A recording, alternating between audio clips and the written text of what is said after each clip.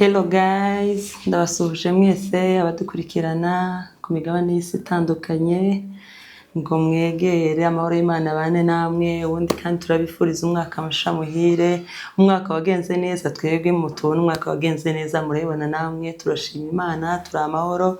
Imana ko yari kudutishije guhumeka, nuko turashima Imana pe, tumeze neza mu buzima busanzwe, ni amahoro. Mwe mumeze gute? N'abatameze neza mwihangane, ibyiza biri imbere. Twaje hano rero kumurika channel yacu. Dufite channel twabonye ko atari ngombwa kuguma mu nzu, ntago ari byiza, turacyari batoya, tugomba guhaguka tugakora dufatikanyije namwe. Rero inkunga yanyu irakenewe, mukore subscribe, share, like, comment.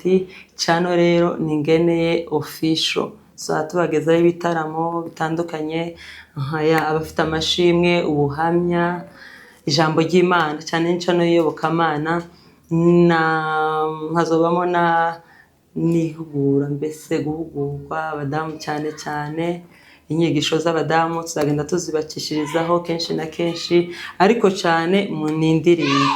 Rero turabegereje mwese ku migabane itandukanye. Inshuti zanjye bari muri Amerika ndabasuje, ndumva nabavuga mu mazina, ariko ngize ngo mvuge mu mazina harabona asiga. Mwebwe mwese wese ahari muhaye ikaze, bari Australia, bari Canada, ndabizi kose mbafite abajama banje, ndabasuje cyane. Mukore subscribe, like, comment, kugira ngo comment rero zirafasha, zitwereka ko turi kumwe, zitwereka ko mudushigikiye. Rero icano yacu ntabwo ari yanjye, ahubwo ni yacu twese, kubera ko tuzagabana, tuzasangira byinshi. Rero mudushigikire, hari igitaramo twakoze kiri loading, mugitegereze ko kiraza rwose. Hamwe n'Imana, mutabarikiwa sana. Shalom shalom.